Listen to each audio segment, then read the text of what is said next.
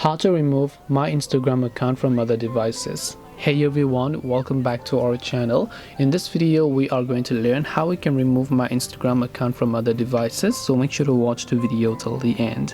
Now, to basically remove your Instagram account from other devices, all you have to do is simply open up the Instagram application here, and then you want to just make sure to come to the profile icon, tap the three lines option, go to account center. Once you're on the account center, you can just go to this option called password and security. Now, one way that you can remove other people from your Instagram account from other device is by simply changing your password. So basically, when you change your password, anyone who's logged into your account will get automatically logged out. Once you change your password, the other thing you can also do is you can go to where you are logged in option. Here you should be able to select your Instagram account again, and you should be able to find a list of devices that are currently logged into your Instagram account. So here you can see a number of devices. You can select a device, tap on logout option, and then just tap the logout button to log out of those.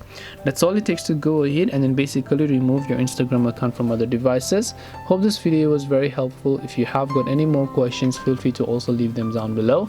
Thank you very much for watching till the end of this tutorial, and see you soon in our next video.